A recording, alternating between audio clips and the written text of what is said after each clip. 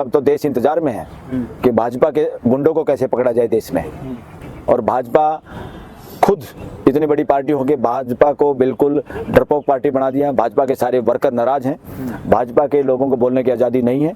भाजपा में चाटुकार लोगों की भरमार है, वही लोग पैसा कमा रहे हैं, वही लोग ठगी ठोरी मार रहे हैं। मेजोरिटी भाजपा के वर्कर और भाजपा के लीडर चुप बैठे हुए हैं, डर के बैठे हुए हैं और नाराज हैं। जो हिंदू मुसलमान की बात करते हैं वो देश के दुश्मन हैं, वो हिंदुओं के भी भले में नहीं हैं, वो खतरनाक लोग हैं, खतरनाक मानसिकता के लोग हैं।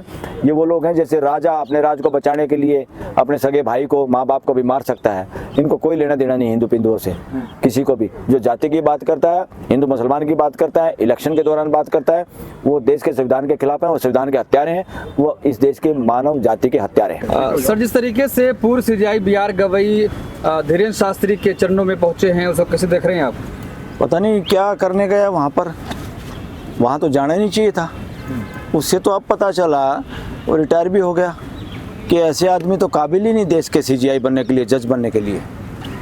जो आदमी ढोंग में फंसाना चाहते हैं देश को, जिन आदमियों को अक्ल नहीं, लाल पीले कपड़े पहन के संत महात्मा या इस तरह के लोग बने घूमते हैं, देश को डिवाइड करने की बात करते हैं, मानवता जिनके आचरण में नहीं है, उनके दरवाजे पे जाना, उनके घरों में जाना तो पूरे देश को नपुंसक बनाने वाली बात है ये। बल्कि मैं कहूँगा इससे ज़्यादा खतरनाक कोई षड्यंत्र नहीं। हरियाणा में भी कुछ ऐसे बाबा जेल में पड़े हैं, उनके यहाँ हरियाणा का शिक्षा मंत्री लंबा लेट गया था, उसने अपने पैरों को भी हाथ नहीं लगाने दिया, वो स्टेज पे बैठा, वो धरती पे नाक रगड़ रहा मंत्री रामविलास शर्मा एक। इस तरह के फोटो जब समाज में जाते तो इससे क्या पता चलता है, ये गठजोड़ है ढोंग तंत्र के बीच में और राजतंत्र के बीच में। डेमोक्रेसी में इसके लिए कोई जगह नहीं, क्योंकि जो आदमी प्रश्नों का जवाब नहीं दे सकते, जो आदमी आस्था आस्था करके प्रश्नों से बच के भागना चाहते हैं, वो ना रिलीजन हो सकता, ना वो धर्म हो सकता, ना ऐसे लोग महापुरुष या सो कॉल्ड महात्मा कहलाए जा सकते। ये फ्रॉड लोग हैं और फ्रॉड लोगों के पास जो जाते हैं वो भी अपना कोई फ्रॉड करके अपना कुछ मकसद हासिल करना चाहते हैं, उनको देश से कोई मतलब नहीं है। ये फोटो देख के तो बिल्कुल बेड़ा गर्क कर दिया इसने, CGI गवई ने। इसे पता चल गया कि इस तरह के जज बने हुए हैं इस देश के अंदर, कितना मादा है उनके अंदर। साइंटिफिक टेम्पर की तरफ देश को बढ़ाने की बजाय इस तरह के सो कॉल्ड बाबाओं के चक्कर में देश तो फिर अपने आप ही घुस जाएगा कि एक रिटायर्ड CGI जिसको सनातन के नाम पर जूता मार दिया था, तो इससे लोग यहाँ चर्चा कर रहे हैं कि भाई जूता फेंका। उसके बाद वहीं पे उन्हीं लोगों के जो उसकी पैरवी करने वाले लोग हैं, उन्हीं के दरवाजे पे जाके पहुँच गया। इससे ज़्यादा खतरनाक तस्वीर देश के लिए कुछ नहीं हो सकती। देश के जितने भी ये पॉलिटिशियन हैं, पहले गणेश पूजा पे प्राइम मिनिस्टर गया था CGI के घर, और अब ये CGI एक उसके नए बोतडू के यहाँ चला गया। जिनको अकल नहीं, जिनको मानवता के बारे में उनका विश्वास नहीं, ये सो कॉल्ड धर्म के ठेकेदार। धर्म का ज्ञान है उनके पास, उसको टट्टू ज्ञान नहीं है, कोई धर्म का ज्ञान व्यान नहीं है। ये पाखंडी लोग हैं, ये फ्रॉड लोग हैं, ये मानवता के दुश्मन लोग हैं, ये लोगों को डिवाइड करने वाले लोग हैं। इनके यहाँ जाने वालों को भी उसमें लिख लो, लाल शाही से उनकी कोई रिस्पेक्ट करने की जरूरत नहीं है। देश को उनके बारे में सोचने की भी जरूरत नहीं है कि कोई CGI चला गया, कोई प्राइम मिनिस्टर चला गया, कोई नेता चला गया, कोई पूंजीपति चला गया, सो कॉल्ड रिलायंस या कोई दूसरे चले गए। ये लोग जिन जगह पे चक्कर काट रहे हैं, देश को वहाँ चक्कर काटने की जरूरत नहीं है। मजबूरी में भिक्षा मांगना, हमारे भिखारी लोग जो सड़क पे हैं वो इनसे 1000 गुना सच्चे और ईमानदार लोग हैं, उनकी मदद करो। ऐसे ढोंग से बचो। जहाँ पे ये लोग जाते हैं तो अपने कोई नौकरी का जुगाड़ या कोई फ्यूचर में अपॉइंटमेंट का जुगाड़ या कोई सरकार से और नज़दीकियाँ बढ़ाने का जुगाड़ हो सकता है, इसमें देश का कोई फ़ायदा नहीं। ये गठजोड़ है, ये गंदा गठजोड़ है ढोंगियों के बीच में, और राज और सत्ता 2 नंबर से सत्ता या नौकरियों की मौज लेने वाले या जुगाड़ फिट करने वाले लोगों का ये षड्यंत्र है। इसमें ना तो CGI को कोई CGI के रूप में देखा जाए, ना वो दूसरा लाल पीले कपड़े पहन के जिसके पास वो गया उसको कोई ज्ञानी के तौर पे देखा जाए। 2 ऐसे लोग हैं जो इस देश को मूर्ख बनाने के लिए कुछ भी कर सकते हैं, ऐसे 2 लोगों का गठजोड़ है। करें आस्था है, आस्था जुड़ी है बागेश्वर धाम। नहीं, कोई आस्था की दास्ता को ढोने की कोई जरूरत नहीं देश को। देश में संविधान है, संविधान के हिसाब से साइंटिफिक टेम्पर बनाना सबकी ड्यूटी है, हर पर्सन का जवाब देना ड्यूटी है।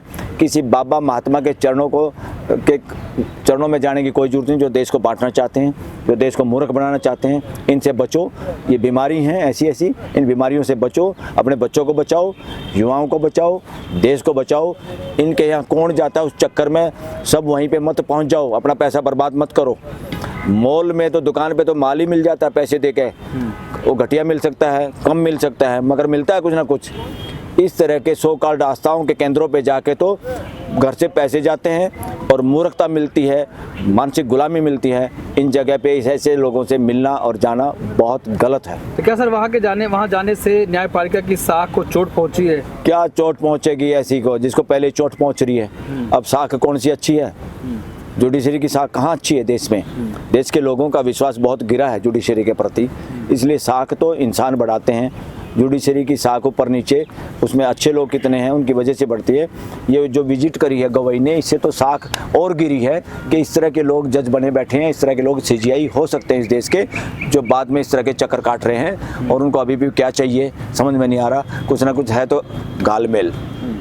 सर एक और मुद्दा है, जिस तरीके से उत्तर प्रदेश के सीएम बंगाल जाते हैं, वो कहते हैं कि बंगाल की धरती को काबा की धरती नहीं बनने दूंगा। ये कोई भाषा, ये पॉलिटिकल भाषा नहीं हो सकती लोकतंत्र में। ये षड्यंत्रकारियों की भाषा हो सकती है, जो सत्ता चाहते हैं, जो भागीदारी नहीं चाहते, जो सत्ता में बने रहना चाहते हैं। ये डेमोक्रेसी में सत्ता में बने रहने का जुगाड़ ही अपराध है। और ये भाषा अपराधी भाषा है, इसमें अपराध छुपा हुआ है, इसमें मानसिक अपराध देश के प्रति है। इस तरह की भाषा बोलना, देश और दुनिया ये किसी कुरुक्षेत्र से, किसी काबा से, किसी वो राम जन्मभूमि से चलने वाला नहीं है। ये देश मानवता से चलेगा।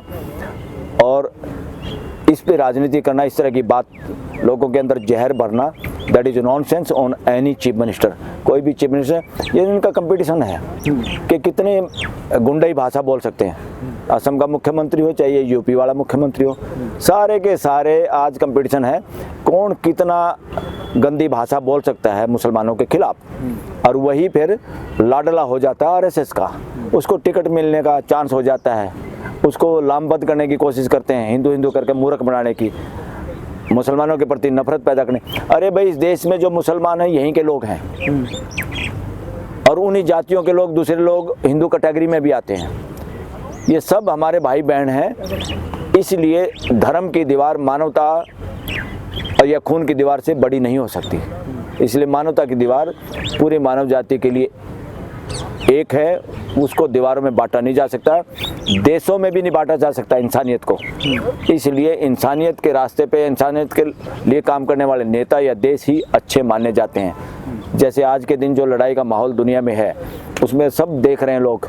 अमेरिका के लोग अपने राष्ट्रपति के खिलाफ बोल रहे हैं, वहाँ की पूर्व उपराष्ट्रपति भी कह रही है कि बड़े मूर्ख से पाला पड़ रहा हमारा। तो ऐसे इंडिया की भी जनता कह रही है सेम भाषा, ये मूर्खों से पाला पड़ा हुआ है। मूर्ख लोग सत्ता में हैं, देश को बांटने वाले लोग सत्ता में हैं, जिन लोगों का नैतिक चरित्र गिरा हुआ है वो लोग सत्ता में हैं। तो इसलिए देश को समझना चाहिए, इनको दीवारों को लात मारो, दीवारों को तोड़ो। इंसानों को बांटने की जो बात करता है समझो, वो पूरी मानवता का, देश का, वो हिंदू का भी, मुसलमान का भी, सबका दुश्मन है, एक नंबर है। वो चालाक और धूर्त लोग हैं। लेकिन वो कह रहे ममता की वजह से घुसपैठ हो रही है, देश का डेमोग्राफी चेंज हो रहा है, ये बदलना होगा। डेमोग्राफी तो अभी ये भी कह रहा है कि हरियाणा का भी चेंज हो रहा है। यहाँ नए शहर बसा के, दिल्ली में सारे देश के लोग बसा के, दिल्ली के आसपास लोग बसा के, डेमोग्राफी तो यहाँ चेंज कर रहे हो तुम। हरियाणा को मिटाना चाह रहे हो, वेस्टर्न यूपी को मिटाना चाह रहे हो। इसलिए देश के लोग जहाँ रहते हैं उन्हीं के आसपास संसाधन हो, अच्छी सड़कें हों, वहाँ फैक्ट्री हो, वहीं पे सारा विकास हो। लोगों को क्यों इधर उधर आना पड़ रहा है? डेमोग्राफी तो आरएसएस चेंज करना चाह रही है, अब ये लोग चेंज करना चाह रहे। ये दिल्ली की डेमोग्राफी चेंज नहीं की इन्होंने।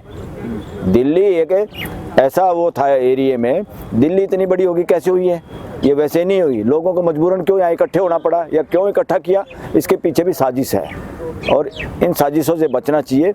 मानवता को जोड़ने के अलावा कोई भी काम अपराध है और संविधान के खिलाफ है। वो हिंदुओं से अपील कर रहे हैं कि आखिरी मौका है, बंगाल को बचा लो, नहीं तो फिर बंगाल बचेगा नहीं।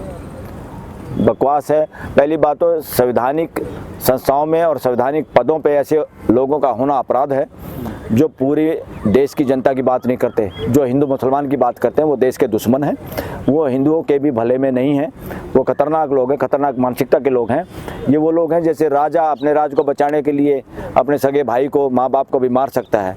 इनको कोई लेना देना नहीं हिंदू पिंदुओं से, किसी को भी। जो जाति की बात करता है, हिंदू मुसलमान की बात करता है, इलेक्शन के दौरान बात करता है, वो देश के संविधान के खिलाफ हैं, वो संविधान के हत्यारे हैं, वो इस देश के मानव जाति के हत्यारे हैं। भाजपा कह रही है टीएमसी को 4 मई के बाद सारे कार्यकर्ताओं को टाका जाएगा, उल्टा जो उनके गुंडे टहल रहे बंगाल में। अरे अब तो देश इंतजार में है कि भाजपा के गुंडों को कैसे पकड़ा जाए देश में। और भाजपा खुद इतनी बड़ी पार्टी होकर भाजपा को बिल्कुल डरपोक पार्टी बना दिया है। भाजपा के सारे वर्कर नाराज हैं, भाजपा के लोगों को बोलने की आज़ादी नहीं है। भाजपा में चाटुकार लोगों की भरमार है, वही लोग पैसा कमा रहे हैं, वही लोग ठगी ठोरी मार रहे हैं। मेजॉरिटी भाजपा के वर्कर और भाजपा के लीडर चुप बैठे हुए हैं, डर के बैठे हुए हैं और नाराज हैं उस सिस्टम से, जिस तरह का सिस्टम चल रहा है देश के अंदर।